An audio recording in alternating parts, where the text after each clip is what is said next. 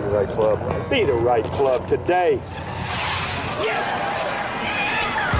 Johnny, that's better than most. How about in? That is better than most.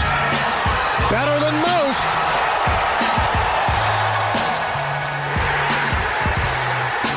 Expect anything different?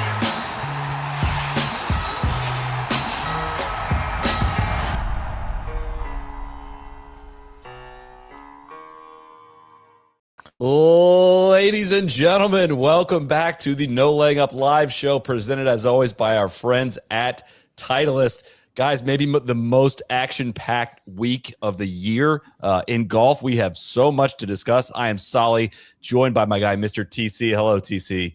Hey, Soly. What a day. What a day of golf. I mean, Incredible. I'm flabbergasted by what we just witnessed. Big Randy is here. Hello, Big Randy. Yeah, what a day. God, so much going on here. Can't wait to get into it.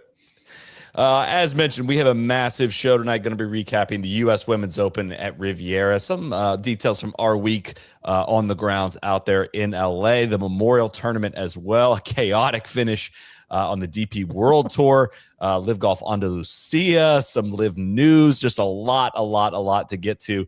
Of course, Nelly Korda, your winner of the U.S. Women's Open. JT Poston is your winner at the Memorial. He put on a ball striking clinic to win in extra holes. JT's equipment setup starts with his new Pro V1X left dash golf ball, which he first put into play at last week's Charles Schwab. JT was previously playing Pro V1X, was looking for lower spin in his irons and wedges following some recent speed gains. The dash profile fit perfectly. He's loved the performance through the wind, highlighted by his 7 under 65 on Friday, a day that Justin Thomas said was probably the most difficult he's ever played on tour. Over 8 strokes gained on approach this week for the Postman as well.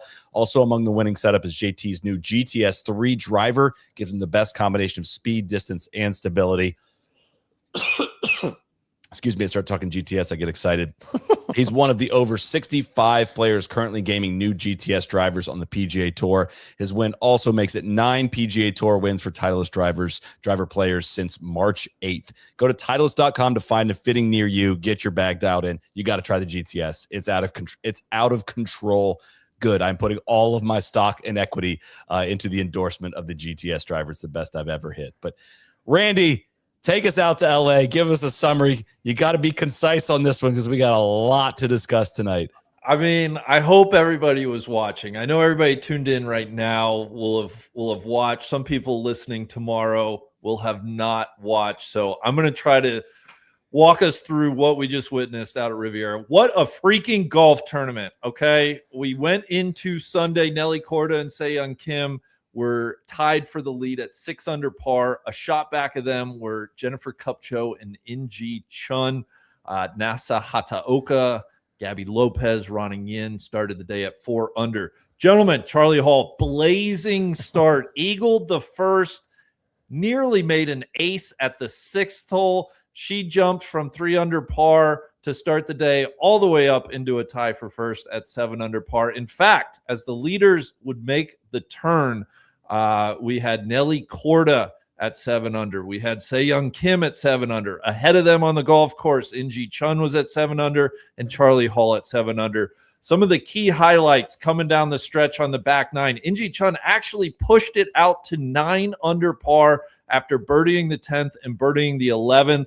She would be the only woman to touch 9 under par. She would eventually give that back. She was scraping it around all day, getting away with it. A tremendous short game. We'll get into how she dropped back. You had Nelly Korda just smooth sailing along, okay? Kind of missed opportunities, did not birdie 10, did not birdie 11, but just was super solid into the back nine. Se-Young Kim, TC, real rat tendencies, just did not have it today. She was not going away early. Eventually, her ball striking let her down. Randy so wouldn't go away late either, as we'll get to. That's right. We get to a really difficult stretch of the golf course, 12, 13, 14, 15, playing back into a really stiff wind. Charlie Hall, 3 putts, the par 3 14th to drop out of that tie for first. That would eventually prove costly. Inji Chun, as mentioned earlier, she made some U.S. Open pars out there today. Eventually, though, she would drop a shot. Let's see. I want to make sure I have this correct. She would drop shots at 12 and 13, missing the green, failing to get up and down there. That would take her from that 9 under number down to 7 under. We had Gabby Lopez surging into a tie for the lead at one point on the back nine. She birdied 10, 12, 13. She made a hell of a par on 15, but then her undoing was a 3-putt bogey on the par 3 16th. She failed to birdie the 17th, but she made a hell of a birdie on 18 to post at 7 under. Third birdie of the day on 18, and absolutely had to have it. Yeah, it was crazy when she was leaving the flag in on all those putts, and the flag is whipping. I know. Can't do it. I don't get it. It's giving me the heebie-jeebies. Charlie Hall was leaving the flag in. Like I said, she made that bogey at 14. She came back, birdied 17 to get to 7 under, and then made a clutch up and down on 18 to post at 7 under. So you have Charlie in the house. You have Gabby in the house. Inji Chun needed to par 18 to post 7 under, ends up missing the green short. Theme of the day for her. Could not get that up and down, so actually makes bogey, posts at 6 under par. And so Nelly Corda's out there, all right? And she's just plugging along, playing proper golf. I mentioned she kind of missed birdie opportunities on 10, 11, but makes solid pars on 12, 13, 14, 15, 16. I thought she had made her birdie putt, a really nice effort there, but was not to be. So she comes to 17 at 7 under par. It's a par 5, good birdie opportunity. Laces a drive, misses kind of her first, I would say a little bit of a miss hit, ends up short left of the green 17, is able to chip up to 9 feet. And this is the tester, right? You got to make these putts if you want to be a U.S. Open champion. She hits that putt right in the center of the heart to get to 8 under par. So she goes to 18, needing a par. That putt right into the center of the hole. That was the impressive putt. She goes to 18, laces her drive, hits the fairway, hits a just safe iron onto the green from 35 feet. Good first putt up to 2 feet, 10 inches. And then, boys, what was that? She makes the par putt. Of course, I'm not going to bury the lead, but off the face, it looked like she had missed this putt left. Soly Tron, I was flabbergasted this putt went in. Time stood still. I feel like I flashed like 8 different storylines in my head of like, okay, well, all right, they're going to play the 10th hole. Now they're going to play the 18th. Like you could have a Rory bounce back. I had fully committed to that putt missing by the time it fell in. I didn't think it was going to hit the hole when it came off the face. And it's such a weird, like we were waiting for this culminating moment. Like I feel like she was playing the most important 2-hole stretch of her life right there. I mean, winning this championship at least one time is going to be the most important thing I think she ever does in her career. And we'll get to that. And she hit the putt on 17, hit the shots, she did what was required. There's about 8 different spots in the course of the round where it could have got away from her. And she just kept hitting the good chips, kept making those 4, 5, 6 footers. Looked like she took a little extra time on that one. And how could you not? And how could you not be the most nervous over putt you've ever been? And she yanked it a little bit. Looked like it actually looked like it was moving left as well. If you remember, couldn't help but think of this. Our friend Max Homa missed a 3-foot 1-inch putt to win the Genesis on the 18th green. He would eventually go win that in a playoff. But I was thinking about that as I looked up the distance of that putt, but I still did not imagine she would miss it just with how good she'd been on all of those putts all week. And man, it fell in, and we are living in a completely different reality. And Lipped in. We got to play this. You said it, Randy. It reminded you of your infamous putt that you hit at Timuquana back in like 2019, I think it was. This is for a lot of money. I'm going to play this here back in the day, but you had about a 2-foot birdie putt for a lot of the money.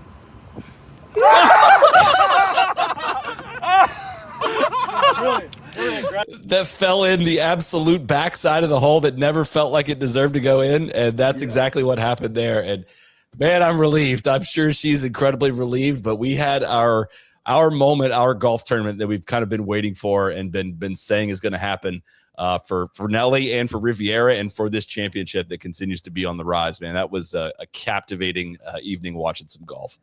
Randy, you were in our Slack. You said like the going down the alternate timeline of that putt not going in, and then like Soly, what was the playoff would have been 10 officially? I think they said it was 10 and 18. I thought Mike said that when he was in the booth, but it's a 2-hole playoff now at the U.S. Open, so it hasn't happened since they switched to it. Yeah. But it is a 2-hole aggregate playoff, and that would have been a really fun one on 10 and 18. But Randy, like that timeline is dark, I think. Oh, it's bleak, TC. If she misses that putt and then does not get it done in a playoff, like that's career defining. Maybe, right? Maybe. But it went in. And that's the beauty of it. She found the middle of the bottom of the cup.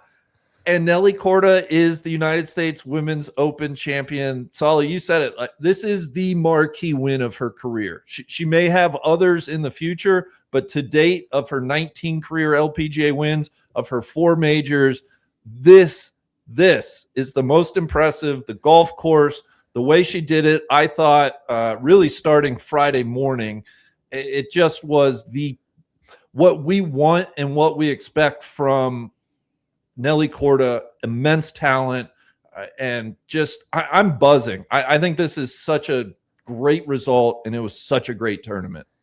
I would argue it was the marquee women's major of at least the last decade. I mean, from start to finish, right? I think this in St. Andrews. Buzz, Lydia at St. Andrews, and this is we need the stars to play their best in the best events on the best venues, and she rose to the challenge. And I thought the putt on 17 was one of the most clutch moments I've seen in years. So read it perfect, poured it in the center, and it, you go before she hits that, it's like, man, how many of these can you make? Like, how many? And it's getting into that nervy time. It's not a good approach shot. It was a kind of pretty iffy chip, and that putt was not easy. Again, having Bones out there just to point out all kinds of great stuff of the putts moving left to right, but the wind is offsetting it a little bit.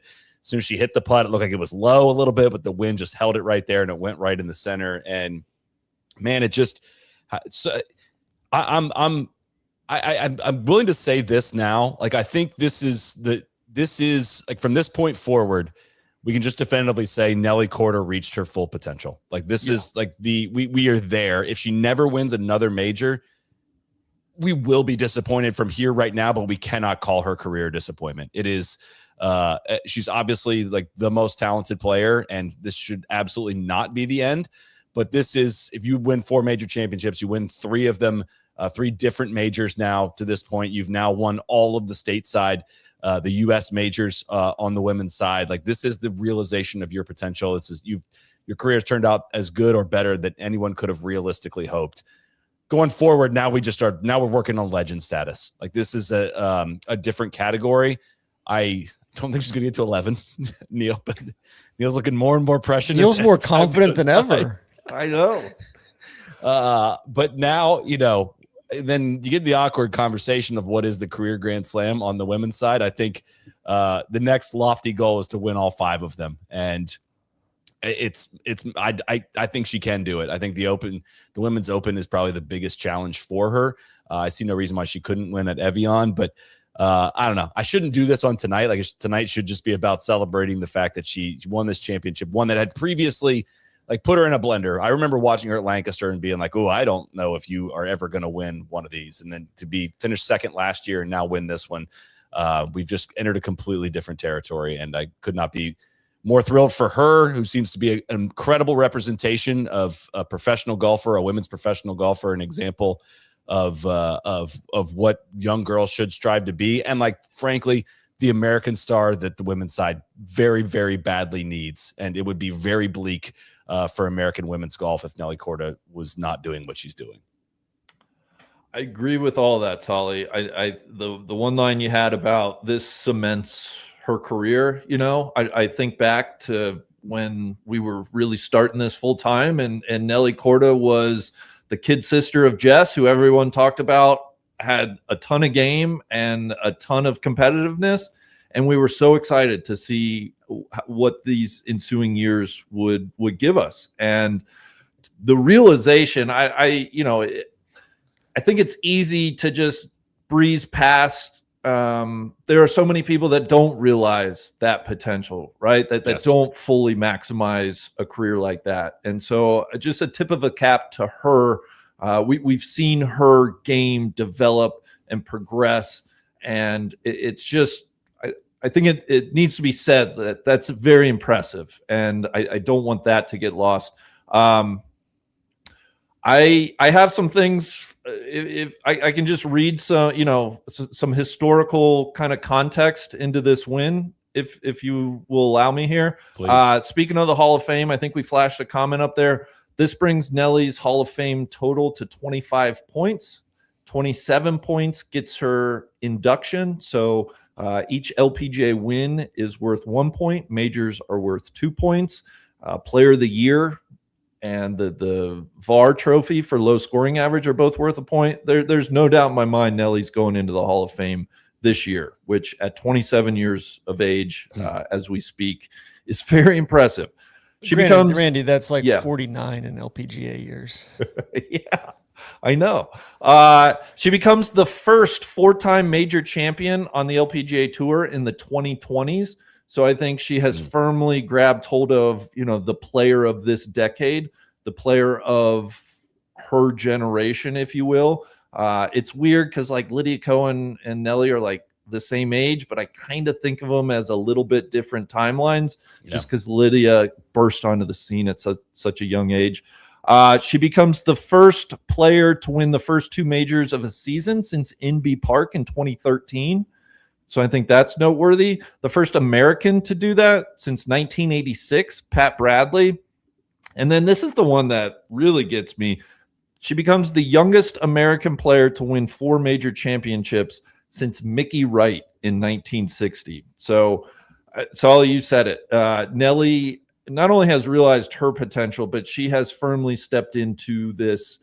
We're dying for an American superstar in the women's game. It's Nelly Korda. She's here, and this is the season where she's solidifying all that. It's really fun. And it's time. I mean, I thought we'll get into coverage stuff, and I don't mean to make this a coverage take, but it's the excuse or the reasoning a lot of people have made of why they maybe don't pay as much attention to women's golf or struggle to watch it or don't support it is the fact that, at least compared to the men's side, there's most definitely a lot more Asian players at the top of the board that are less relatable to an American audience. That's just the reality of the situation. And we now have a 4-time U.S. major winner. Like, the major winner of the 2020s is Nelly Korda. She's American. And like so that excuse is out the window. And this is where I think things flip onto, like, it's time the Golf Channel, it's time NBC, and we've seen a lot of improvements this year. It's time you get on board with elevating this tour, elevating Nelly, doing everything you possibly can, and taking advantage of this moment. I feel like they've been ill-prepared, but the fact the LPGA Tour is under new leadership and is clearly moving in a much better direction, if it has felt like this year, like, lights are on now. It's go time. You're not going to get a better tailwind than what you just got. Primetime Nelly win at Riviera by 1 shot and a weird highlight to like finish it. Like, that's your tailwind. Like, it's time to take advantage of it and run. And going into a women's PGA at Hazeltine that should suit her game as well. I was going to say, I should have. Let me take back what I said about fulfilling her potential. She got to go in Hazeltine. Like, she totally 3 in a row. I mean, God, can you imagine the fever pitch of, that, and then go into the weird Evie.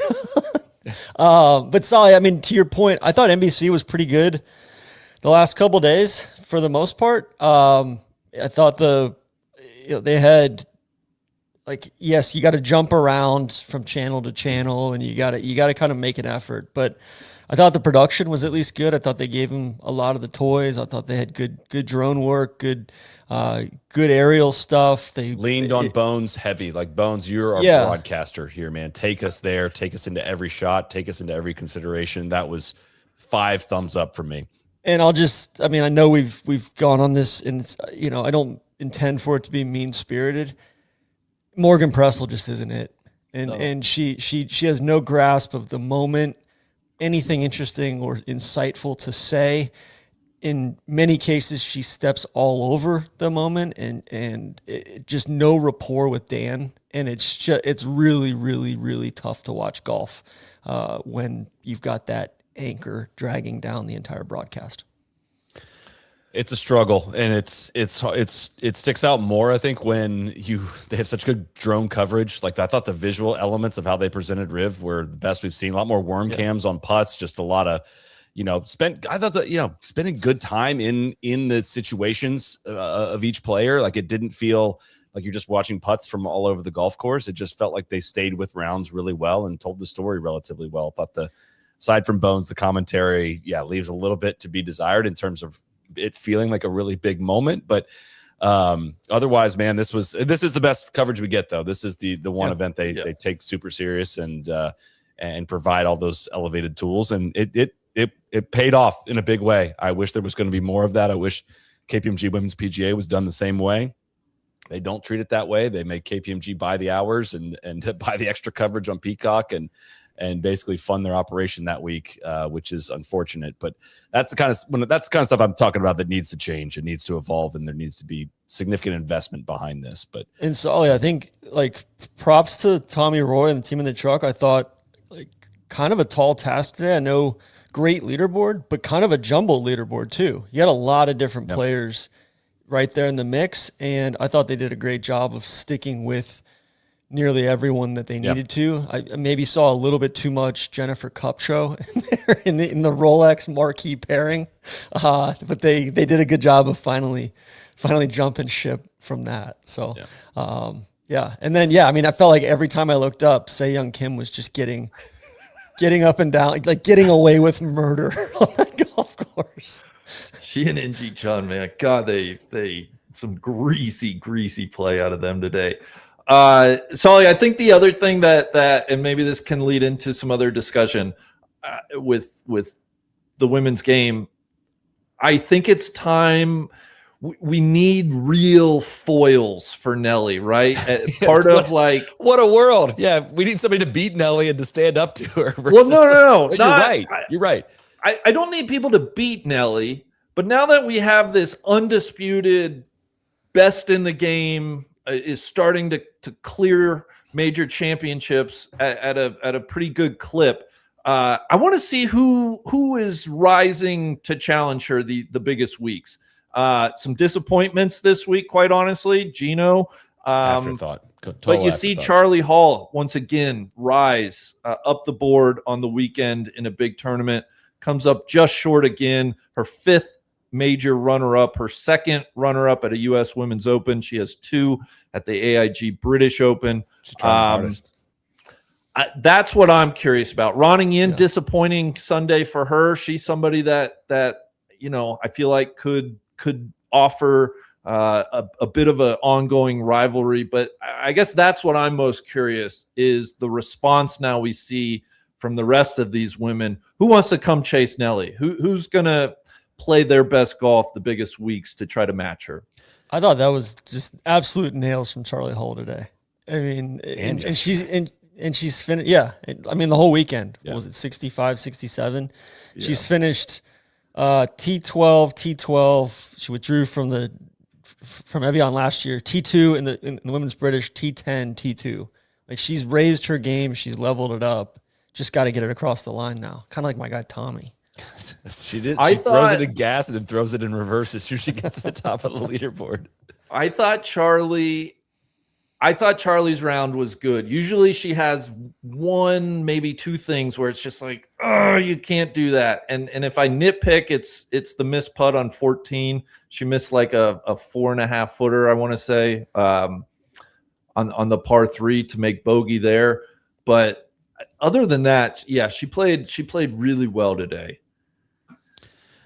Worth pointing this out as well. I called this a B game performance from Nelly. Like, it was not her best golf. I mean, I think it was, maybe that's why I'm Ryan Russillo even more impressed with her walking away of, like, she just did she's the best ball striker in the world by far. If there's something that she's been critiqued for, it's her putting. And at times I have walked away from tournaments not just thinking that she's not the most skilled around the greens, doesn't have the widest array of shots, and it's just not like what her strength is. She gained 7 shots on the field with chipping and putting this week, and it felt that way. There was a lot of iron shots. I was looking for a lot more out of her. It all adds up to she was 19th in strokes gained approach. It was not like she was a bad iron player, but that's why it was a B game, because of the irons. Exactly. Yeah. Left herself in some spots that were just, not great. And the fact she only made 1 bogey today was incredible, and really didn't have to work that hard on the greens today to do that. She was 4th around the greens today, and that it felt that way. What hole was that? 15, where she came up miles short, missed her mark by 24 yards or something. No, not 15, whatever that was.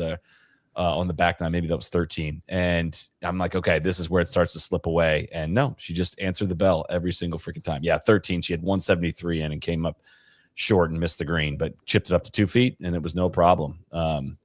Her chipping was exquisite. I mean, probably her best attribute. I think, Soly, what I think is interesting, what I think is so exciting about this win at a place like Riviera is we know she's the best ball striker in terms of her swing looks fabulous. Take a picture of her swing, teach that to everybody.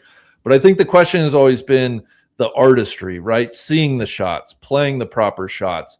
And that's what really impressed me Friday through Sunday is it was legitimate from start to finish over these last 54 holes. Like, she didn't get away with hardly anything. She was in the proper places. She was by and large playing the proper shots. And I that's what we want to see, right? And that's what a test like Riviera demands. It's not just TrackMan golf. It's not, hey, you got to hit this ball exactly 165 yards, fly it, land it. There's a lot of different ways to go about it. And I'm buzzing. This is so good for the women's game. This is so good. Super quick. 15 missed greens on the weekend for Nelly. How many of those things she got up and down? Like 12? Yeah, at least 14 or 15. Jesus. So the only one she didn't get up and down was what, 14 today? No, she 7 today. Or 7. Which speaks to her short putting too. Her putter was, and that's not counting. That's not counting par 5s where she was getting up and down. She played there's 12 par 5s over 4 rounds at Riviera. She played them at 8 under par. I would have to imagine that's best in the field. Like, her 8 shots she gained on par were all on the par 5s this week.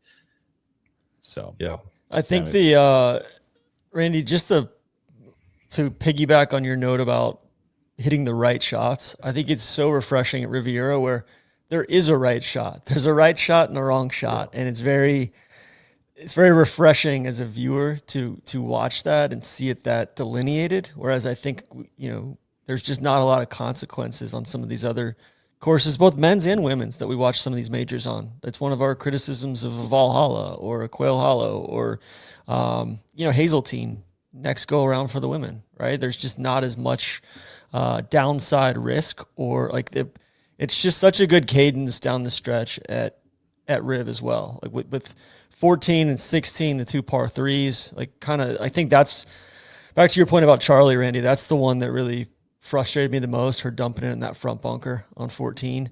Yeah. And then I thought the whole location on 16 today was a really interesting one. I really enjoyed that of, hey, it's 130, 132, 135 yards front of the green, and you have to hit a proper distance controlled wedge in there or lag putt your face off to get it back at that hole location. And then 17 full send, but you still got to earn the birdie there. And 18, 2 good shots, and then it's still not dead if it's inside 2.5 feet.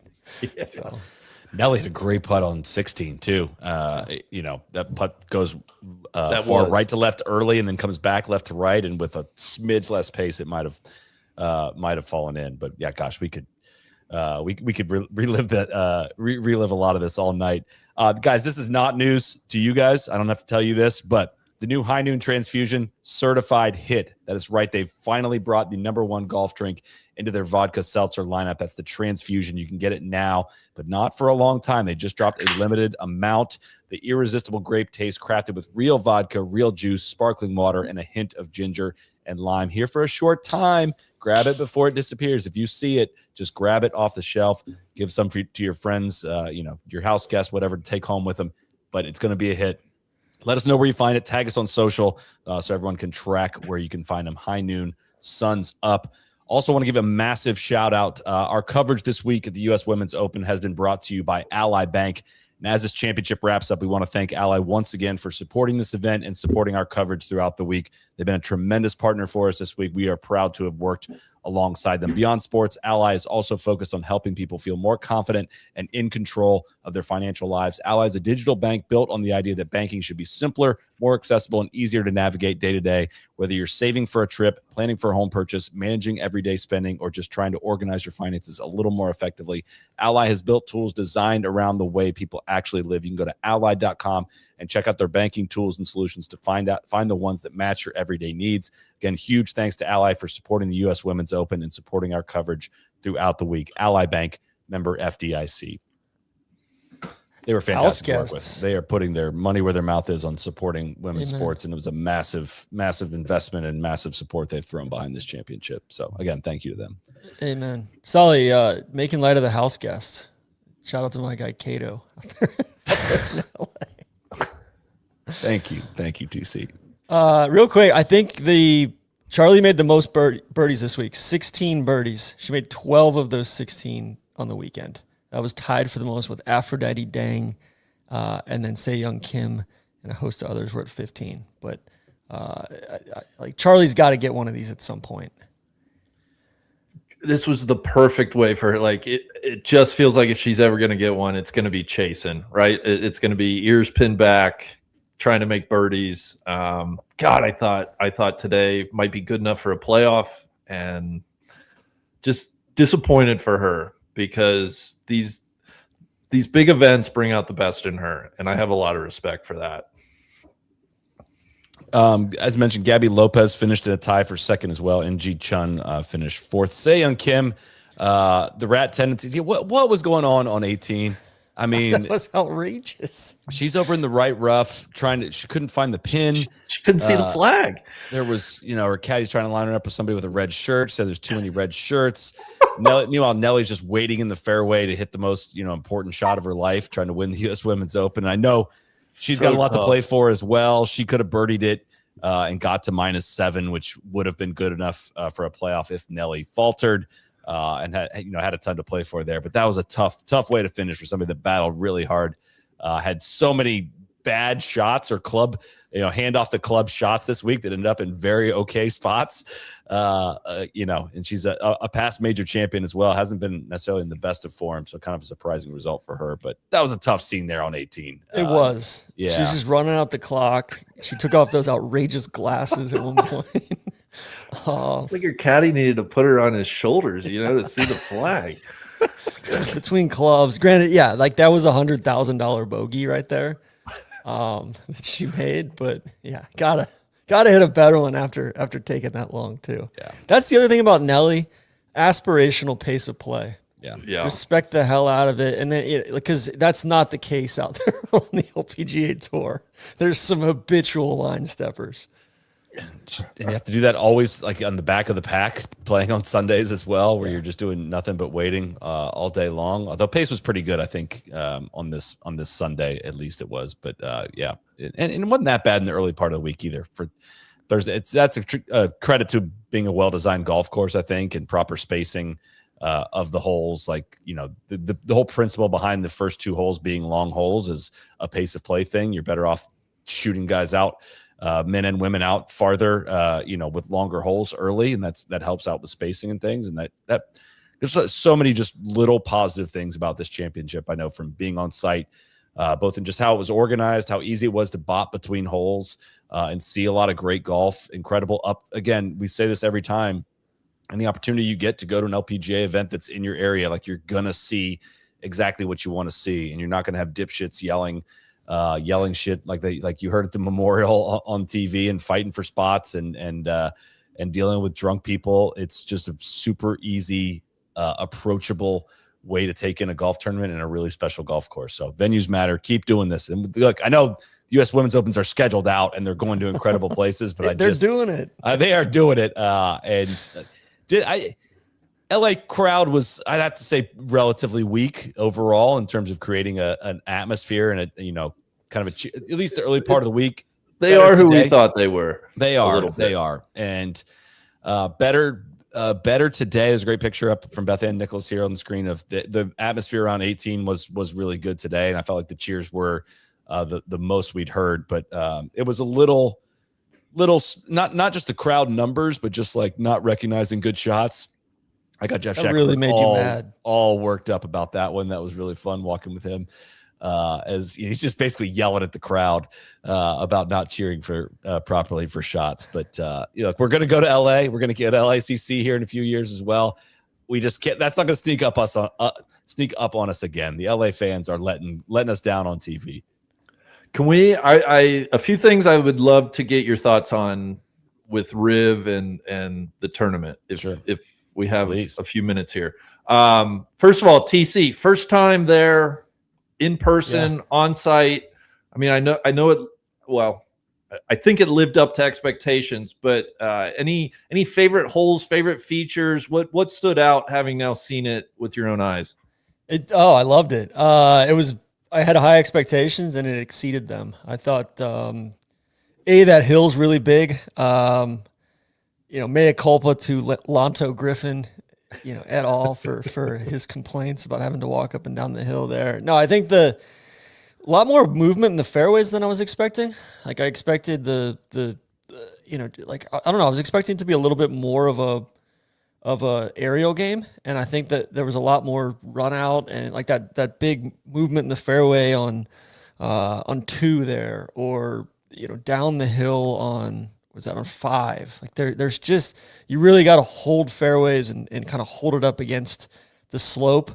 Like Soly said, great course to spectate. You can bounce between front 9 and back 9. It's just an artful routing up and down that canyon there.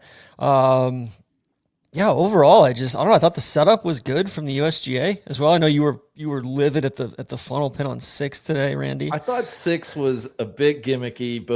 It was a little funnily yesterday, way funnily today. I thought that was beneath the USGA, but for a Sunday funnel pin like that, I did love it. Yeah, get out of here with that. It made for some excitement. You got to execute still. You got to hit it up. It seemed like everybody was getting everybody was getting a 10-foot birdie putt at least.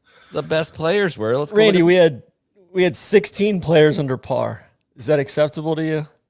I thought this was a fabulous golf tournament, full stop. I do think it was the weekend was a bit easier than I expected Friday night. I remember Lauren LC said she would have taken 36 pars sitting at 2 under. I thought they were going to turn it up a little bit more. And I think instead they made some pins accessible. There were certainly very difficult stretches of the golf course, the back 9 particularly. So it wasn't what I was thinking it would be. It was still fabulous. And that's a credit, honestly, to Riviera. It really cements itself as one of my favorite places to watch golf. I was going to ask you guys about the 10th hole.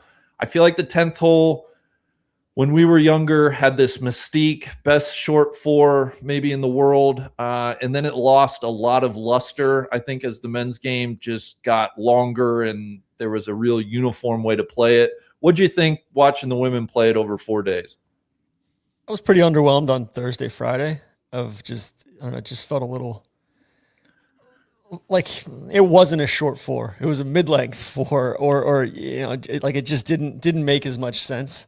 Then I thought it was interesting this weekend. Soly, I know you have very specific thoughts as it relates to 10 in general and more on the men's side, but like how baked out and severe that green gets, I think is maybe worth another look. Yeah.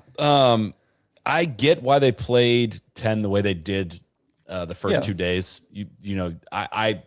one of the things I love about the Open Championship is everybody starts off the first hole. I hate 2 tee starts. I think golf courses are meant to be played from the first hole through the 18th hole all 4 days. Great take. I want to co-sign that take with you, Soly. And we're in June, and like it comes down to TV window. Like the days are long. I don't want to say limit the field, so you do that. That would be better. Like I just think that would be better and would give you more options to mess with setup things on Thursday, Friday. As it stands now, the setups are relatively blandish, vanilla-ish between the Thursday and Friday. There'll be some tees that are up and back and pins that move, but you wouldn't basically how they would do that is you wouldn't want to start someone, make 10 drivable on Friday, but not Thursday. And somebody starts that, in the whatever it may be, starts there in the morning and gets a different kind of advantage or whatnot. So that's why it's that way. I agree. It was much more interesting come Saturday, Sunday.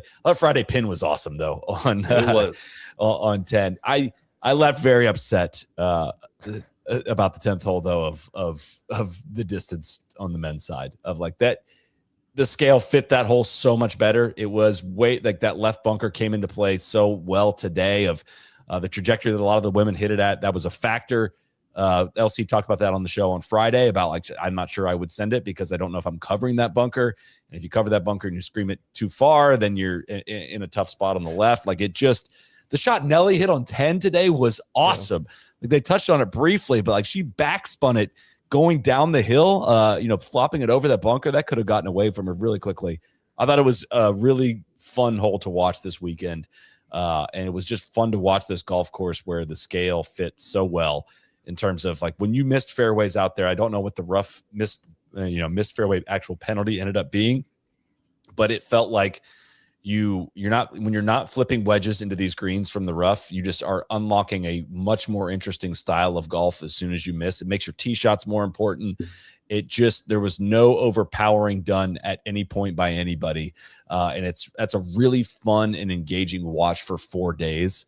And that's, I know you asked about 10, but like, that's just like watching the scale. I think it's the thing we were most excited about was like to watch the scale, fit into these green sites, these hole locations, this firmness, and watching them overcome and who can last 72 holes. That played out as good as we could have possibly hoped.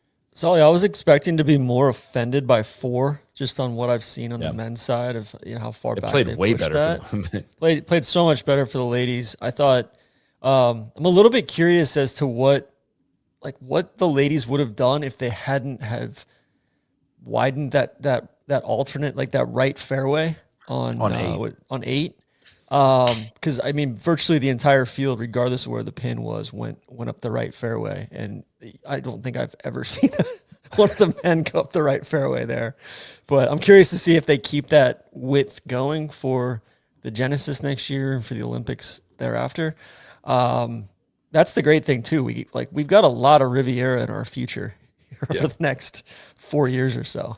Well, and we haven't seen good Riviera since 2024. I mean, we didn't see it last year because of the fires, and we saw a rain-soaked one this year. DJ, worst take of all time, tried to get us to say that Riv was potentially overrated after watching it, be a little bit soaked. Like, there's no part. Like, I'm willing to triple down. This is like one of the greatest golf courses in the world, and definitely like the greatest golf course that we see annually in the professional game. Like, I don't think there's even a close call on that. Amen to that. Yeah. We've only seen Craig Ranch once after the redo, and it was kind of rain soaked. So we got to give that a little bit. We got to let it grow in another year. More of a chance. Yeah. Any other Riv thoughts, or should? No, I think we can shout out some down the leaderboard. We can keep this train moving if you'd like. Yeah, I was going to say down the leaderboard wise, just looking at really pleased with how the amateurs played this week. Kira Romero, T6, final round 68. Quick question. Is this a reflection of how good the amateurs are, or do we need to maybe think about collecting some cards out here on tour? I think it's a combo of both. I think there's some I think it's more a reflection of how good the amateurs are. I think there's a strong wave coming between Jose Marine, and then you've got Aphrodite Dang was super impressive, just looked totally unfazed this week. Asterisk Tally, not a great Sunday, but Saturday 66. Yeah, so just there was I think 4 or 5 amateurs in the top 22. Farrah O'Keefe finished T34. I mean, that's 5 amateurs making the cut. There's been a few men's majors of late that 0 amateurs have made the cut. So it is a tighter blend between the amateur and the pro side on the women's side, just with age curves and performance curves and things like that. But that's not, that's just comparing that to the men. But for the women's game specifically, this was an especially good showing for these amateurs. Yeah. And we didn't see a lot of Romero on TV. I didn't get a chance to watch her in person, but 73, 70, 70, 68 is just a extremely steady week, tied with or beat Ronnie Yin. And we saw a lot of Ronnie Yin. I mean, that's kind of snuck up on us there a little bit, but yeah, 2 amateurs in the top 10. It was, that was a definite birdie for the week, was the amateur play. I think Ronnie's my big disappointment from today. I thought she was going to stick her nose in there, and I know she was 4 over on 14, 15, and 16 today, which sucked. She finished T8 in the big packet at T8 there with Cupcho and Maria Jose Marin, Maya Stark, Allison Corpuz, Pajari, Anna. You got this one, Randy. You know this one. Anna Narukar. There it is. Yeah. Just real quick on Inji Chun. I think she has one of the almost like a Brooks, for making a comparison, almost like a Koepka-like career now on the LPGA Tour, where she's not a prolific winner by any means, but she's won 3 majors. I kind of memory hold that she was who Ash Buhai beat at Muirfield to win the AIG in 2022. Like, that was a tournament Inji Chun, I won't say like should have won, but very well could have won. Definitely had a look today. At one point had a 2-shot lead when she was 9 under par. Just talk about like summoning your best when the biggest weeks roll along. I was very impressed with her. I know she's kind of battled injury, and they were talking about some mental health stuff. She seems like, and her close ties to Lancaster when she won the U.S. Women's Open there back in 2015. She just seems like a really good person, and so I found myself just being happy for Inji today as well. If we got to see more of her, that would be a good thing. Randy, tremendous drip from her too. Like nothing over the top, quiet style. Yeah, like really graceful, well-tailored stuff. Great she just swing. Carries herself that way. She's got like this is a super weird take, but just every time she gets the ball out of the hole, she has like a certain strut she does in the exact same wave to the crowd every time, and she looks very cool doing it. Yeah, she is she is doing it in style. I'm an Inji. I remember that, Randy, when she won the KPMG Women's PGA. You bringing up that everything she did for like from a charitable aspect for Lancaster after she won there in 2015, and it's just like, all right, well, that's a pretty easy person to root for anytime we see her on the leaderboard. But we don't think about her or talk about her much. But yeah, that would have been 4 majors for her if she'd have closed that out. Holy shit. Not good on the pace of play, but tip of the cap to Gabby Lopez. I thought she had a hell of a week. She's playing really good golf this year. The broadcast made a big deal. I think she's really wants a major championship and has tailored her schedule and her prep and everything to try to get one. This was her best look so far, but somebody that I would not be surprised to see involved at the KPMG and the majors throughout this year. I was really impressed with her ability to both, she made some scrappy pars. I thought she putted well when I followed her for nearly the whole round Friday. She was playing with Ronnie Yin. Good golf. We just need to speed it up. It can be tough at times. Yeah, she's so intense. Yeah, it's crazy. But I mean, great week. Like she was first round. She was in second place after the first round and carried it through. Right, 68, 71, 70, 68. I always have respect for people that have to do the media and do, kind of carry the torch the entire week. Right. And she did that. So, yeah. I was going to shout out to a couple recent U.S. Women's Open champions tied for 8th, Allison Corpuz and Maya Stark. people that Maya just won last year. I think this is a very respectable title defense for her. And then Allison Corpuz, we haven't heard much, honestly, since she won in 2023, but a nice week for her. Would love if this is kind of a sign of her game coming back on an upswing. Can I hit you with a couple more Nelly things? Or do you want any farther down the board? I just wanted to say, her post-round interview on the 18th green was awesome. Got super emotional, just like referring to all the people that were rooting her on and talking about her team and everything there. That was, I don't know, that felt like an opened up Nelly, not reserved Nelly that we've seen. Also, I'm reading this from Will Haskett on the Everything app. Nelly's record this year against every golfer. Okay, like her head-to-head record against every golfer she's played. 870 and 10 with 3 ties. So basically, when she's teed it up, she's beaten players 870 times. 10 players have beaten her total, and she's had 3 ties for a 98.7 head-to-head win percentage. So if you've teed it up against Nelly in a tournament this year, it is a 98.7% chance that she has beaten you. The players that have beaten her: Hyoju Kim twice, Lauren Coughlin, Lottie Woad, Heidan Yu, Miyu Yamashita, Ronnie Yin, Amanda Doherty, Jin Young Ko, and Gino Titakun. They should make the CME Tour Championship this year. If you beat or tied Nelly, you get in. That's the only way you get in. Yeah, we might have a small field. Yeah.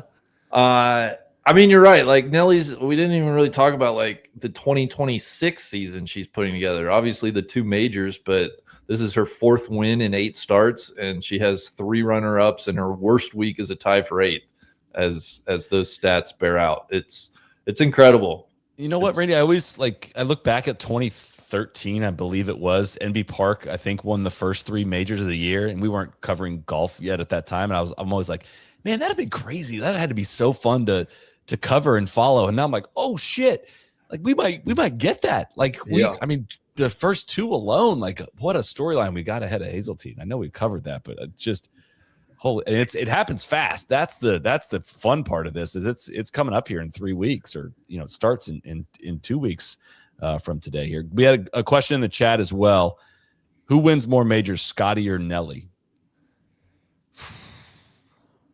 It's a great question, and I think ties into one of our favorites after a major. We got to talk about Nelly's career total. I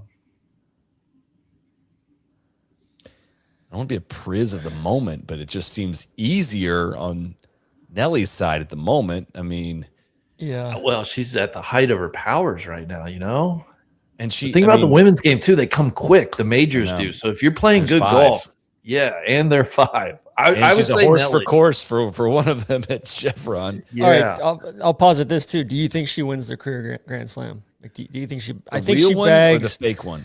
I think she grabs the Women's British Open, but I don't know about the Evian. She's got. I feel better about the Evian than I do the Women's British. Really? Women's Open. Yeah. I mean, elements aren't great for Nelly and haven't been great for her, I would say. No, but she was kind of burying that in 2024. She played some good golf in some not great conditions. We got Lytham this year. We got Royal St. George's next year, kind of an aerial course. And then we've got Sunningdale in 28. Sunningdale old. Lytham, oh God, her at Lytham this year is going to be fascinating too. Yeah. Does she get all 5? So again, the LPGA career Grand Slams, you just got to win 4 of the 5, which we do not acknowledge on this here podcast. You got to win all 5. Especially now that the Evian is a real major. I think I'm still taking Scotty here. That's tough though. Here's where the reality of women's golf comes in too, is like Nelly's getting married soon. She's engaged. Like, does she want to start a family? Those are big factors that I don't know the answer to that, but it plays a part.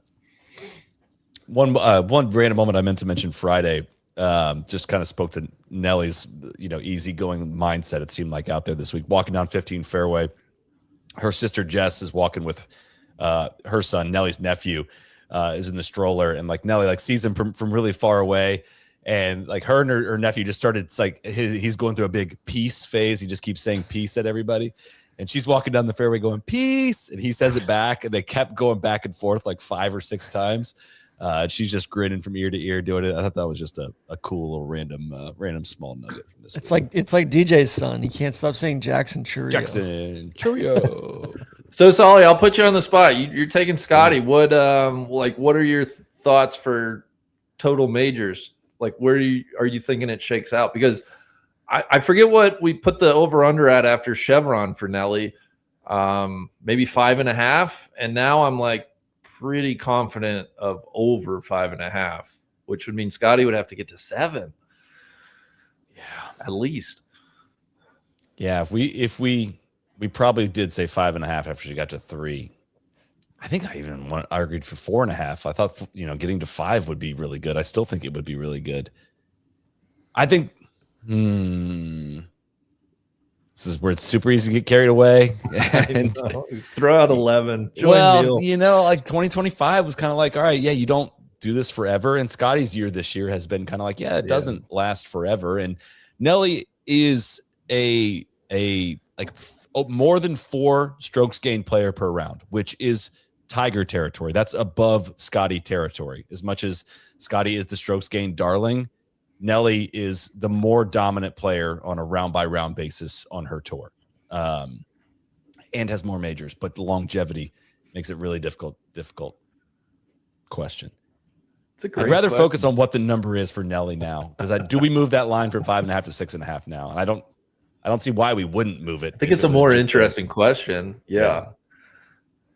I mean, give her another Chevron. Give her. I'd be shocked if not another KPMG. She'll have to win an Open. So that's 7. Shit. I think we're talking 7 or 8 for Nelly. All right, who wins more, Rory or Nelly? I'll take Nelly there. Nelly. Yeah, I think Nelly. Rory's a little older. He's also got 6 though, right? He does. Fuck, I thought he had 5. You're right. I was hand up. I was thinking Rory had 5 as well. That makes it more interesting. Yeah, it's kind of an interesting conversation between all 3 of them.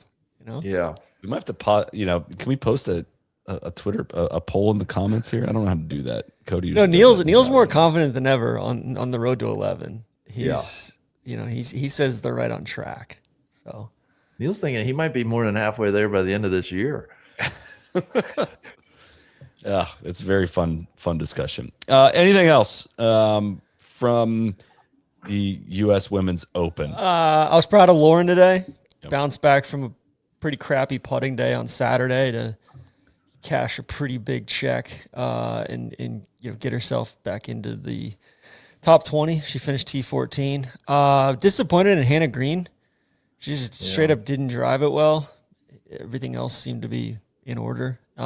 She was kind of the queen of LA, and just didn't really get off the bus on Friday and Saturday specifically. So all in, I'm just stoked for. Hope this momentum can continue, both for Nelly and for the ladies' game at large. Guys, I'm just disappointed in Gino. I'm saying it right now. I am not picking her to win another major until she wins one. I am off Gino. Am I off the schneid? To win this week? Am I no longer the bad guy on this one? I don't think I picked her to win this week, but just it's just disheartening. She just was never in it. I just she's young still, all the caveats, but I just want to see more. And until I see more, I got to temper myself. So no more picking Gino. I forgot to look up who we actually picked in our preview. It looks like I'm searching the transcript right now. Cody picked Nelly.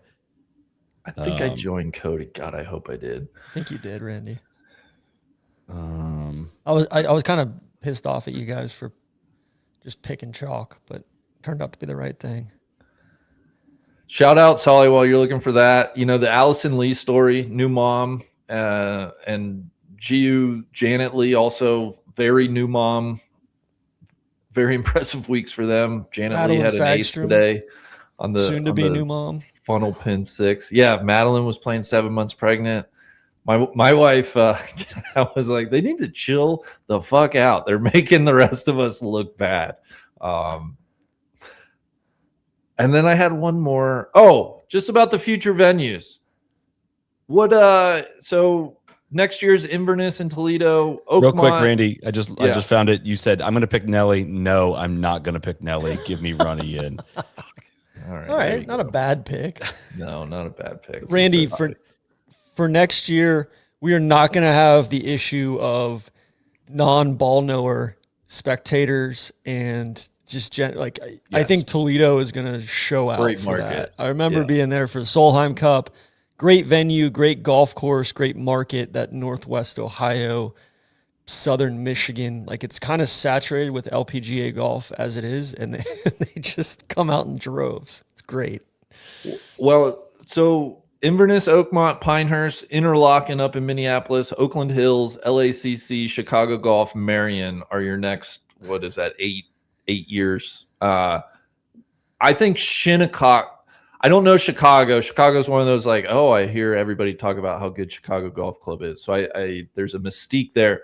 I'm really excited for them to go to Oakmont, I guess, just because it's one of those like proper US Open tests. I'm curious, what has you most excited? Is there one of those that's like, circle that on the calendar? Shinnecock for me. Watching the ladies play Shinnecock, I think is going to be a fascinating. Which I think that's test 2036. So we got a 10 ways years to go from now. for that one. Pinehurst, I mean, we've seen it, but it was awesome in 2014. The fact they were going to do a back-to-back there with the men's in 2029, that's got me super excited.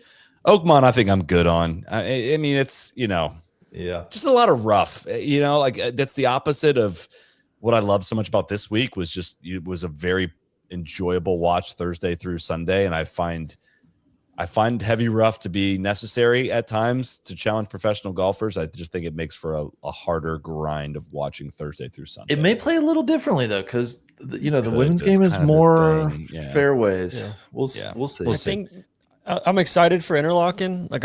I'm excited for Chicago. I like those. We haven't seen Oakland Hills in a while either. I'm excited to see places that are just somewhat unfamiliar, at least in the last decade or so, get a little run that aren't, they kind of clear that threshold of, hey, this is a great golf course. And by all accounts, it sounds like the restoration, renovation work up at Interlochen is spectacular. Yeah. That's all I got, Soly. Hell of a week. This was a week, this is what makes being a fan of the women's game. Like this is the best. So I'm just on cloud 9. So we have US Open in 2 weeks, and then do we have the KPMG women's PGA the week after that? Yeah. Wow. Up against It's Travelers. Like major SZN. Oh, dude, June is insane. We just got done traveling for Tourist Sauce right after PGA. This is the stretch here. This is we were putting in the hours, but it's the most rewarding time of year. Yeah, spring is trundling on. Summer is on the horizon. Going to be here in just a couple of weeks. But our friends at Rhoback, they're going to keep coming out with new products. Our closets cannot get enough. Our new favorite short, Rhoback's lightweight looper short. They are incredible. It's got the comfort of a gym short, but the appearance of a golf short. It's got a stretch waistband. It's got belt loops. It's very lightweight. They're made for hot summer days on the course. They got a real button, real fly. So taking a break in the bushes is still not a problem. They come in 5 different colors as well. So you could really, really complete your wardrobe with a bunch of the Delta lightweight looper short. Sorry, that's just called the lightweight looper short. The Deltas are also awesome. They got all kinds of other great shorts. The everyday short, you're going to find me in those almost every day. Or the grit gym short as well are some of my favorites. I'm realizing I don't know if I've tried the all active short. I was realizing that as I was scrolling the website today. So tons of great options. Also, absolutely killing it is the Rhoback Tailwind Sport Shirt. If you're looking to impress the lady in your life, wear a Tailwind Sport Shirt. It's soft, lightweight, unbelievably comfortable. It is the perfect casual button down to throw on post round for a meal in the clubhouse or for date night. TC rocked this one at the Ally House on Thursday and did very well. The dark blue one, I was quite envious of your look on Thursday. In that. Thank you, Soly. Rhoback.com, RHOBACK.com. Use code NLU for 20% off your first order through the end of the week. We got to get the Memorial away from the U.S. Women's Open, guys. I was trying to watch both golf tournaments with the sound on at the same time today, just because, I tried to watch it both, and I start tuning the one out that doesn't have the sound on, and it was a very, very exciting tournament. There was a lot of weather that halted the third round of play. It forced most of the field to have to finish round 3 on Sunday morning. JT Poston opened up a 4-shot lead by the end of round 3. But Sam Burns trimmed it down to just 2 in just 4 holes. Tommy Fleetwood surged into the lead at one point with an eagle on the 15th hole. He was eventually joined by 4 others. Wyndham Clark birdied 16 to get there. JT Poston, Ryan Gerard, and Sam Burns were all tied for the lead at one point. They got to 17, the moment of the day, in all likelihood. Ryan Gerard from 36 feet on the 17th hole absolutely poured one in. If you're watching this here on YouTube, we have the clip right here. Made it from 36 feet right in the middle to take the 1-shot lead going into 18. At great that point, reaction too. That was a great moment. Hottest player in the world. JT Poston drove it in the right rough. Looked like this tournament was getting away from him. Had to play out to 93 yards. He wedged it to 11 feet on 17, but poured that putt in. Then stepped up, hit it to 7 feet on 18, and made the putt to tie Gerard and send it to a playoff. He would win it with a par on the second playoff hole. Gerard 3-putted bogey after driving it into the rough. JT Poston gets his 4th career PGA Tour win. He was famously going to have to go try to play U.S. Open sectional qualifying tomorrow or on Monday if you're listening to this. 36 holes to try to get in the U.S. Open. No longer has to do that. He is in via OWGR and also gets in to the Open Championship. Great interview afterward. 33-hole day for JT to get this massive win for him today. TC, you're one of your boys as well. I'm sure you're as stoked as I am for Mr. The Post. I am. JT's one of the good guys out there. Like, he's just one of the nicest guys I've met in pro golf. And his whole story, his whole career is, I don't know, it's not a very obvious one. It's just incremental improvement and sticking around and playing. Like, he was not in a great place this year as far as his game goes. I think he was in the 120s, 130s in FedEx Cup heading into this week. And I think the win only got him up to 32nd or so. Right. So, just one of those guys that I think is greater than the sum of his parts. He's exceptional putter, but just generally, I don't know, he just plays well at the right times. And I think there's a strong situational kind of awareness there. But yeah, he played after that weather delay, he came back out and really played well after that. This morning, I think there was he kind of used that to his advantage. And then it looked like it was slipping away from him today. And there's he was bogeyed 3, bogeyed 9, bogeyed 12, bogeyed 13. Like he was 3 over on his day. And then birdies on 14 and 15 and right back in it. And then birdied 18 to, get in the playoff. And obviously, Tommy's going to rue this one, or maybe he's not, because he's conserving energy pre-Shinnecock, pre-Birkdale, all of that. Disappointing bogey on 17 from him. But I don't rue it that much, because I don't know. I don't think it was going to matter anyway, right? He was either going to finish tied for 3rd with Wyndham or tied for 4th with Sam Burns. So I think Sam Burns is probably the one that feels a little bit like he should have had this one. I'm sorry. The genius way of you getting from JT into the Tommy take and out of it so we can't ask about it or do a follow-up on Tommy. That was just sheer brilliance right there. Thank you. I think Sam Burns, he's just, his iron play is just not there for me in the big moments. And somebody said somebody had the meme about hey, this is Sam. It was the Moneyball meme where it was this is Sam Burns. He's the best. The fatal flaw with him is he's the best putter in the world until the big moments when he's not the best putter in the world, kind of thing. So I was a little bit worried that Wyndham was going to be opening up some grape tonight, and I don't mean transfusion. It was that was a legitimate concern there for a bit, but kind of just didn't do it down the stretch. I thought we were going to get a meltdown at some point, but he seemed to keep his head a little bit on that front. Who else? Yeah, that's kind of it. Scotty had a crazy up and down. A lot of Scotty chatter this week. With what'd you guys make of his back and forth with Ted, or not even back and forth, just forth. Scotty might just be tired, man. A couple of young kids. He might just be tired. Yeah. So he hit in the water on 16 on Thursday. He's caught on the mic saying, "I don't know what to do." And Ted says something back. Says, "I can't hear a word you're saying, dude. I feel like that was a good shot. Now I'm in the water because it came in out of the right. Absolutely flushed a 7-iron, and we get the wind wrong, and I'm in the water. I don't think you understand how frustrating that is. That was a good shot, and the wind is hurting out of the right." And they get up to the drop area, and he keeps going, saying, like, there's no way that could have happened if the wind was helping him. He's like, I'm hitting good shots, and I'm dropping from hazards because we cannot get the wind right. And it was, immediate flashbacks of pray for Ted Scott. Listening back at it, it is impressive as to how directed this was at the caddy, but without directly blaming the caddy. Everything was, we can't get the wind right, but it's clearly like, you got the wind wrong here, Ted. It's and then the following day, they had, great back and forth on what was that, on the par 3 on 12. The wind was in, and then it totally shifted, and nobody's talking. Like the producers laid out, commentators laid out, and Scotty backs off. Teddy throws the wind up in this really specific way. Like he'll grab a bunch of grass, and then he'll sprinkle a little bit of it, but he'll make sure his body's blocking enough of the wind. And then he was like, all right, wind is back. Go now, hit it now. When you're ready, hit it now. And then Scotty dumped it in the left bunker, and I was thinking, oh, I hope he jumps all over him. And Scotty was like, God, I couldn't commit to it, man. So it was he took ownership. Go ahead.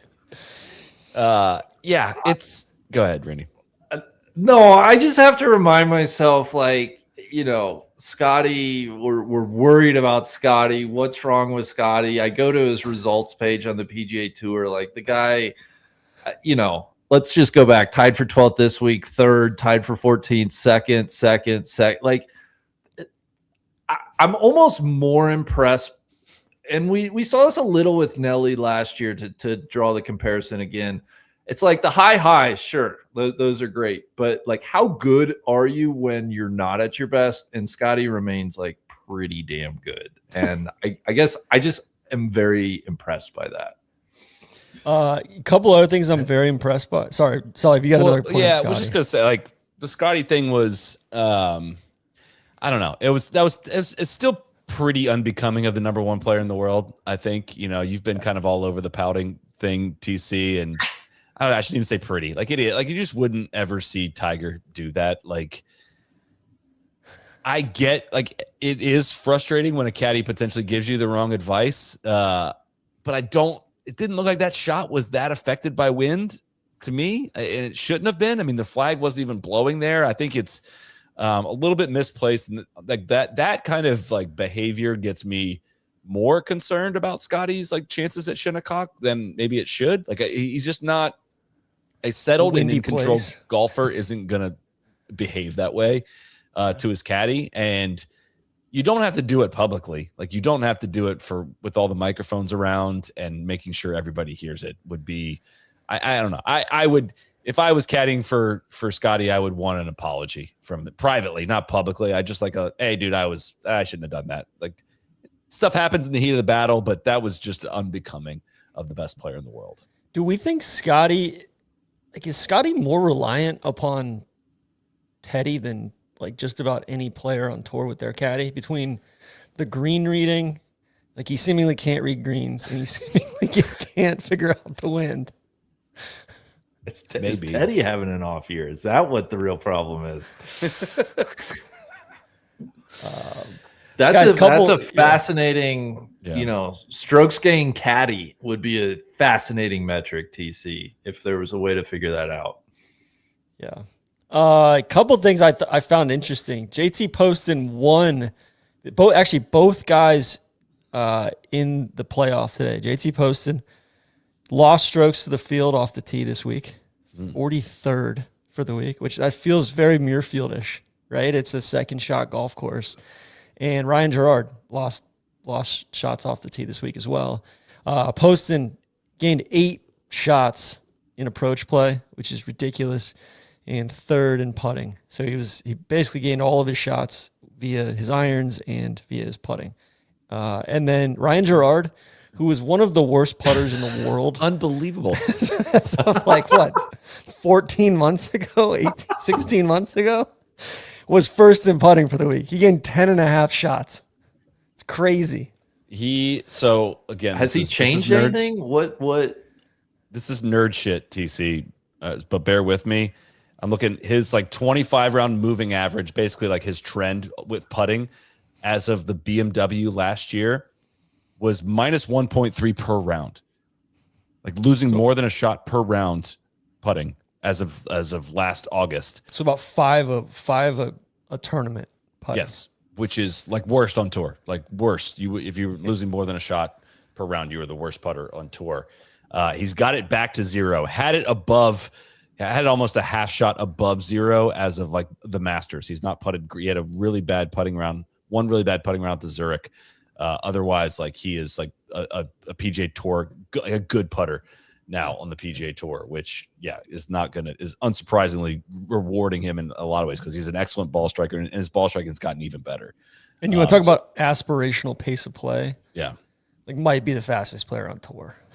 It's crazy. Might be the hottest and the fastest player on tour. And he called out that dipshit who said get in the bunker.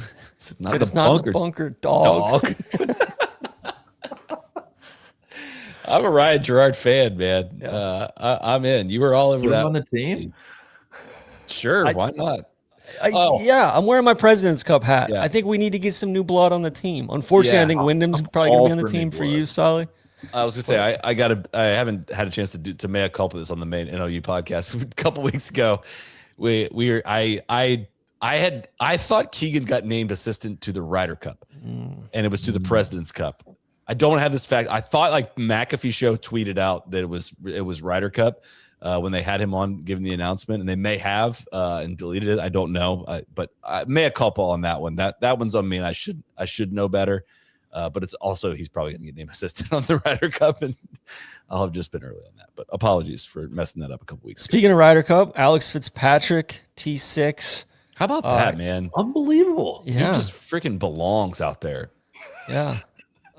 Christopher Rytan. No, T6. I know. I was the guy. I'm like, he shouldn't get a pass into these signature events off the Zurich win. What are other guys doing? Like, what is the Xanders and the Cantlays and the JTs and the Speed? Like, this dude just was not even on the tour a couple months ago. Wins a team event and is now whooping your guys' ass in these signature events. Like, what are we doing, guys? Yeah. Fat and happy.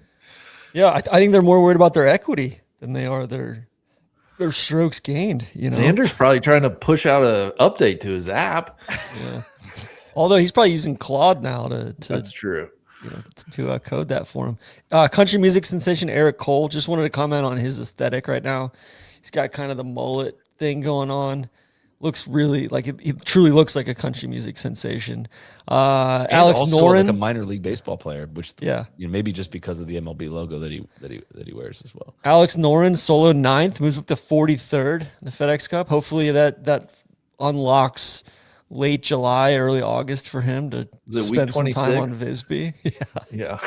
So Rory, kind of an interesting week from Rory. Just didn't really have it, and then a little final round 68 to hoover up a little bit of money and some points there. Yeah, Rory drove it better. 11th in strokes gained off the tee. The driver's kind of been a little bit of a question. He was asked about that after the round. We have that clip, just kind of the details. Of course, no one's going to go into more detail than Rory will about something specific here. So I found this interesting, but here's Rory talking about his driver, what he's dealing with right now. I get a little bit underneath the plane on the way down, and then from there I try to like drag the handle to match it up, and then I get toe strikes, and then the toe strikes are so if I'm aiming a touch left trying to hit a cut and I get a touch underneath it, and then I try to save it by dragging the handle. I hit it off the toe and then it goes left. But then if I try to hit one with a draw or pretty neutral, I'll get still a little bit underneath it, and then I'll release it and then it'll overturn a little bit. So it's like, yeah, but I have to try to get the club back out in front of me. But then when it gets out in front of me, if I do get it there, then it's about having the right release pattern on the way through. You look very confused, Alex. Complicated. Well, Yeah, for me, it is, yeah. I'm limited. I hated hearing all that. I'm like, oh my God, that's a lot of freaking I swing. listen to that. balls. I'm like, why? Sign What me am I up. doing playing golf? Like, what? I've never. Like, what does that mean?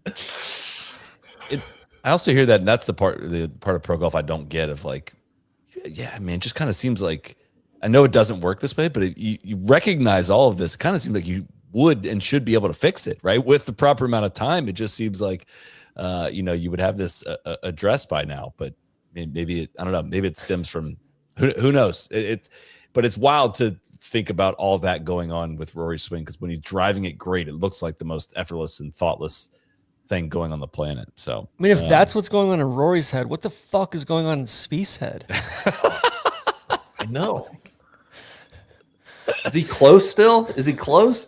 I don't think he's close after this week. I'll say this though, I don't think Rory needs to drive it amazing at Shinnecock. Like, I think there's going to be a lot of holes without drivers. The fairways are going to be wide there. I think I don't think that doesn't concern me necessarily going into Shinnecock. I don't think that's that big of a deal for this course in particular. I don't think it's like lights out, game over, Rory can't win at Shinnecock. I don't think that's the case at all. Yeah. So, is Cam Young turning back into a pumpkin on the greens? Yeah, the putting's been on a tough little trend. Really tough putting weekend and around the greens. I feel bad bringing this up with Cody on his cruise, but yeah, he's on. I'm sure he's getting very upset with us as he listens to this. But no, I called him a dude and declared him the second best player in the world. So I'm sweating this one just a little bit. If that was a bit premature, I don't think you want like a bad putting week at Memorial before going to the Shinnecock greens with the wind that they're going to be dealing with there and how difficult that's going to be around the greens. But completely different grass type and completely different style of play. So a chance to wipe the slate clean for Shinnecock. But yeah, this is the last chance we're going to get to see, kind of the main favorites play golf ahead of Shinnecock, aside from just a couple that are playing RBC this coming week. But it's not a strong field at RBC. I think the top names include Wyndham Clark, Matt Fitz, Koepka, Morikawa, Sam Burns, Tommy, and Hovland are some of those highlights. But Ludwig 39th, kind of mediocre ball striking week, really bad around the greens. Which we're fine. Are we? Yeah, we are. We're fine. Okay. Spieth missed the cut. What are we building towards with Ludwig? We need like you've given us firm things with Tommy. What are we building towards with Ludwig? I don't know. It's a good question. I think we're building towards a major, Randy. That's what we're building towards. I'm wondering which one you got your eye on, though. I guess still getting comfy with the new putter. Obviously, Augusta next spring. I think Birkdale should suit him quite well. PGA Frisco should be a great test for him. I'm a little bit. I just pulled up the field for next week. A little bit worried to see Tommy teeing it up in Canada. I don't think this is a national open. I think it's a wow. It's a PGA Tour event in Canada. It's a good PGA Tour event in Canada. I don't think it's a national open though. He needs to still add to that win total. You see, it's at 1 on the PGA Tour. Like, yeah, but it's a big one. He won the entire year. He won the entire thing. People. What a world. Spieth is really close, miscut. He looks close to making the cut, though. 71, 79 on Friday. Friday got out of control. Some super high scores where JT Poston shot 65, by the way. That's where he won the golf tournament. Was on Friday. But dude,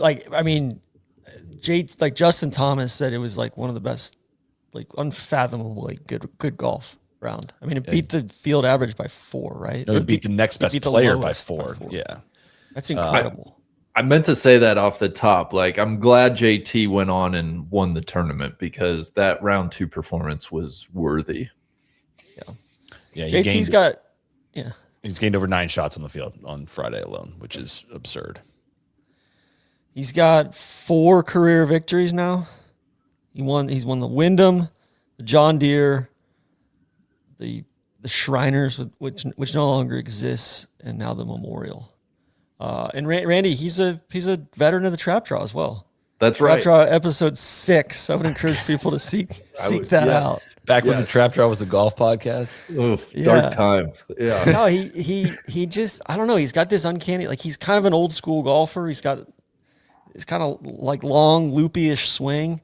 But man, I've always enjoyed watching him play golf. I love watching him putt.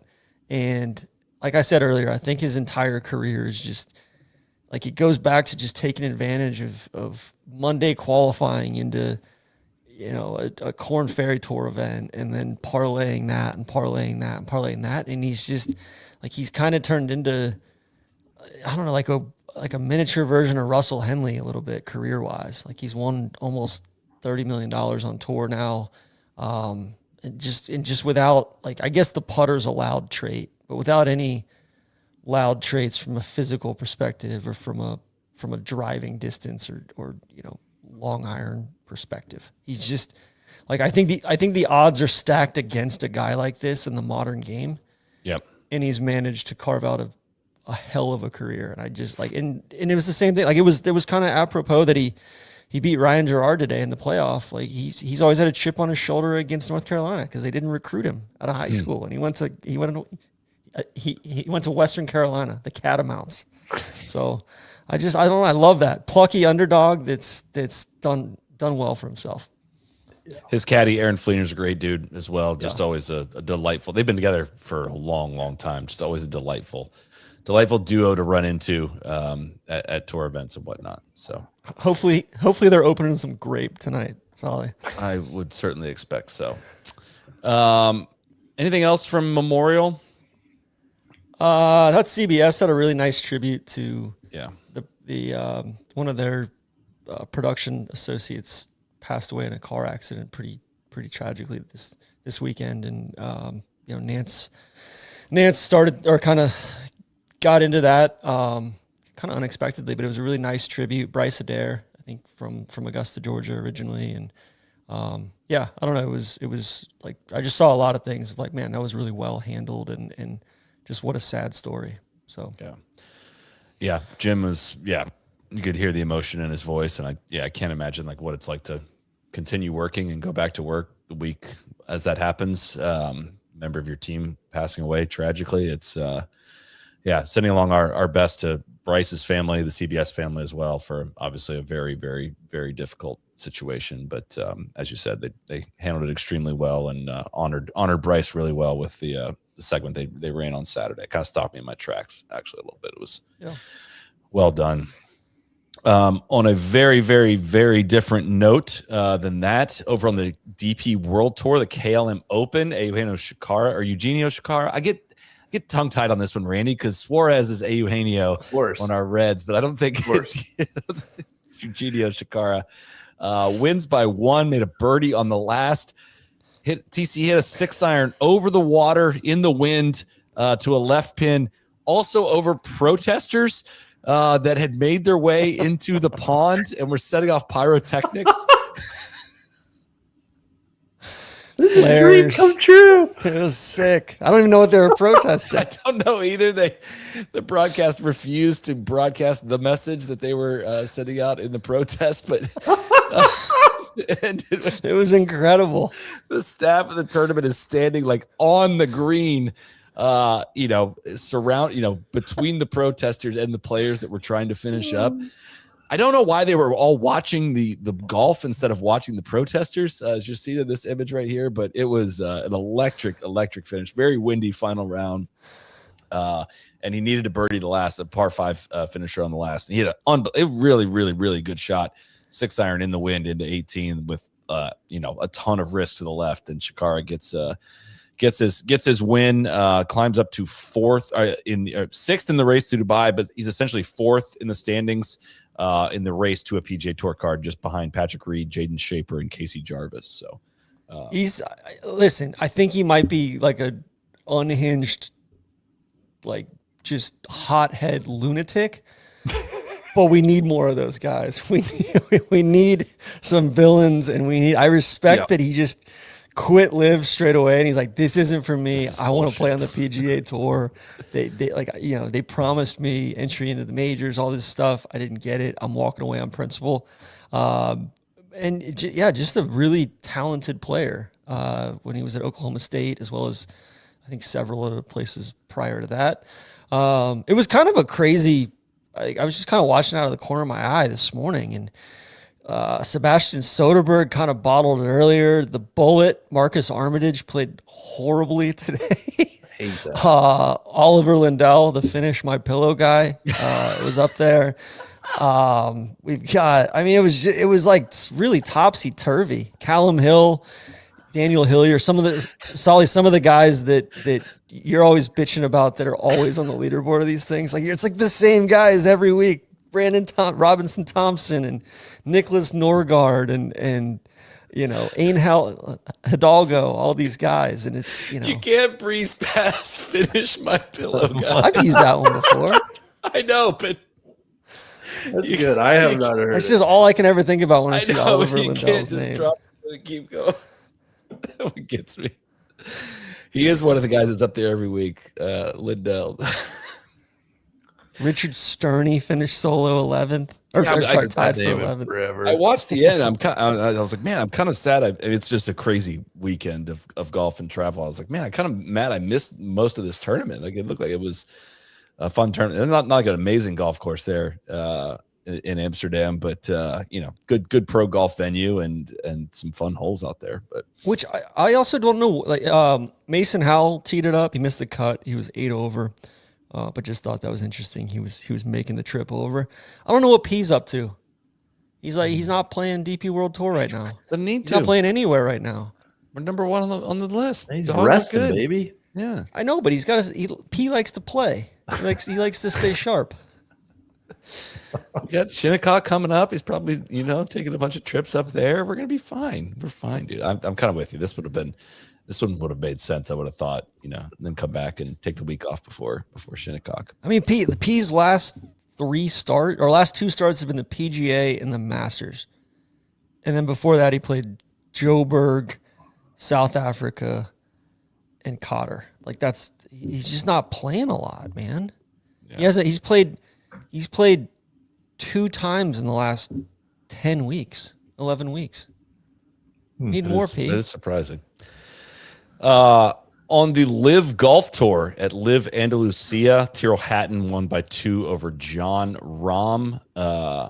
Legion 13 got the dub as well. Rocky Neiman locks into the 3rd spot there, or locked into a spot for the Open. I didn't get to watch a whole lot of this. I watched some of the finish there at Valderrama. I think, Valderrama tends to be overrated. I would have to say it. I felt that way when it was a DP World Tour event, and I feel the same way on Live. But it, despite Arlo White's pleadings, it just doesn't really quite do it for me. But that's disrespectful to Sevi as well. It is. A great man.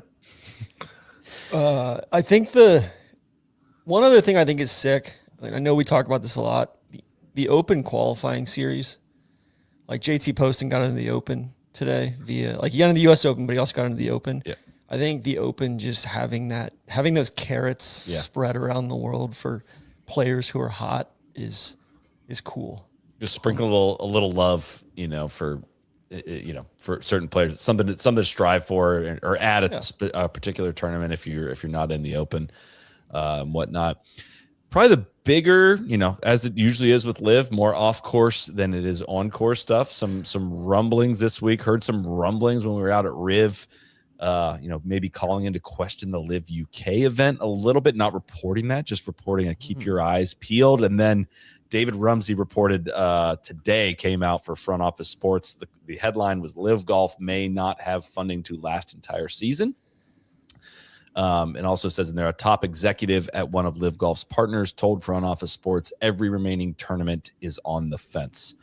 How many more do we have on the schedule this year? I think there's 5 left. The next one is 47 days away, I believe, at in UK, the JCB event. Had heard some rumblings that, I don't know exactly how things work, but, there was some, the flights getting booked or the travel getting booked to head out there was delayed and nobody was responding to that. And have heard, there's all kinds of reports of vendors not getting paid as well. That's kind of part of the reason why every shot, every hole, whatever it was called, went away recently, kind of without any communication from Live Golf. Making Is it still loud though? I don't know. It's still louder. It is. They are still playing music, which I honestly had forgotten about until I tuned it in today. And coming down the stretch with 2 holes to play, you just hear techno music blasting. If more people refuse or donate their refund from that every shot, everywhere thing, will they be able to finish the season, Soly? That's a good question. So I was trying to dig to the bottom of this, and I don't have all the information, but apparently the purses are in an account that's locked. The purses had to be put somewhere. They can't be touched. Yeah. But like an Al Gore lockbox. Yes. They're going to pay the purses for the tournaments no matter what. But the slush fund or wherever, the operating, where player salaries come from, the story about the players not getting paid, their salaries, and the vendors not getting paid is kind of coming from the same account ish, kind of same budget, same whatever it may be. And that's where the problems are stemming from. So again, I don't know what's going to happen here. It would not put it past, this would be in the Live Golf playbook to float these rumors out there, then show up at, the JCB event and be like, oh, everyone thought we'd be away and here we are. So I'm not prematurely calling the death of Live Golf just yet. All I'm saying is, where there was smoke, there was fire when it came to New Orleans, and there's some smoke now around the UK event. I don't know if it would be different in the US ones at all. The Front Office Sports article kind of insinuated that the relationship with they're going to Bedminster in the US next. The relationship with Saudi Arabia and Trump might make it less likely that event gets canceled or whatnot. But things are going great, it would seem. There's also an article published on Bunkered this past week that said investors who joined forces with Live will be doing so with a new look product, with the league set to lean heavily on the team aspect of its competition. Senior sources informed bunker.co.uk that the schedule will be reduced to 10 events, which will be played across 5 continents. It's expected to, and this is not a joke, consist of 5, quote, signature events and 5 team majors. And yeah, some players are a part of the pitches to investors. Rahm is not one of them. And yeah, hearing some rumblings about what's going on there, but kind of still figuring out what the path is to reincorporating. If there's bankruptcy, and this year, if there is bankruptcy, it looks like players can get out of their deals. And I don't know how you're getting investment to come in if Rahm is not under contract anymore. Seems like there's a lot of stuff still to be figured out, but the rumblings don't seem to be super encouraging if you listen to independent sources on that. What are you buying then? If contracts, an idea, but I think I would argue that the IP has negative value. That's a liability. You've got maybe 2 good events in the I think that's it. South Africa and Australia. I guess you've got employees, but the employees, I don't know. If they're not getting paid, they're probably gonna. I guess it all just comes down to Bryson, right? And then Bryson's going to want his share of the equity. Then it's going to be the Bryson Golf League. Then. Bryson and friends. Yeah, and get that equity. What is the equity? What is it worth? What is the the alternative though here is eventually you go get equity in PGA Tour Enterprises, an organization that's been around for a long time and is worth $12+ billion, or you want equity in a league. I know you're not get that equity within the next 5 years if you follow the Koepka model and all that stuff. But what's going to be worth more? Your equity in the PGA Tour, is that going to be worth more, or this league that's worth $0.0 if it's not worth -$. Like, I don't get the incentive for players. If the money's not like overwhelming, what is the incentive for players to continue on this is something I just will not be able to understand. And if it ends up, if Bryson and Rahm go through with this for a lot less money, I'd be stunned, and I will put my hand up and say I was wrong on that, but I don't see a path forward. I'd love to see it keep going in some skeleton shell capacity, and you've got a Legion 13 team, like a Romless, Hattonless Legion 13 team going against like the Cleeks may still be intact, or the High Flyers. Cleeks finished dead last this week. And Arlo's still calling everybody up. You thought we'd be dead. Here we are. Let's go over to Scott Vincent's cousin here on 13. We've got 4 events left, Soly. We got New York, Indianapolis, and Michigan. We got England, New York, Indianapolis, and then the team championship in Michigan. At the Plus, of course, the fall New Orleans rescheduled event. That's not even on their schedule. No, of course not. It's not a real thing. Cam Smith also spoke this week, or was asked about, if there are reduced purses on LIV, do you see yourself sticking around for that? He said, this has been an awesome 4 or 5 years for us golfers, for everyone around the world. It's changed a lot of things, but I think realistically, it's time for everything to come back to the way it was. It's obviously not working. It's pretty far-fetched realistically, so we'll see what happens. I'm sure there are going to be a lot of changes, particularly with prize money next year. Huh. Yeah. I mean, tell it like it is, at least. Yeah. But, yeah, a little disheartening of like, oh, now that I've got my bag, it's time for us to all get back together. Like, it's time. Yeah. He's playing a better golf, man. He had a good week this week. I think he was T5 this week as well. So hopefully that PGA Championship performance looks a little bit more sustainable on his part. I got tired of you shitting all over him. Tired of just playing bad golf. I'm not shitting all over him. He's just playing bad golf. I'm kidding. I'm tired of you not shitting all over him, TC. Stand for something here. Tough love. So, yeah, I don't know. I'm sure there's going to be more stuff trickling out this week. On a couple different fronts. I have a feeling. So we'll probably learn a little bit more. But yeah, this is the time period where LIV's going to be pushing hard for some investment and whatever the future of that looks like. I think it's going to be drastically different than what we know. So, anything else before we move towards wrapping? Got a couple. Longest day in golf tomorrow. And I want to give some props to Golf Channel for properly covering it. I think they're going to do some live coverage. They got a correspondent out at each USGA final qualifying site tomorrow, as well as Eamon up at Shinnecock. So props to them. I think it's one of the things in golf that should be absolutely celebrated. And best of luck, especially to all the competitors at Springfield Country Club in Springfield, Ohio. Great spot, great course. Just love that they always have final qualifying up there. One of Donnie's best little torture chambers. And then, I think our Ben Coles, friend of the program, won the BMW Charity Pro-Am in Greenville, South Carolina. And Soly, I think he won by 4. OG Lot won the celeb division. Cheeks out there. Won the celebrity division.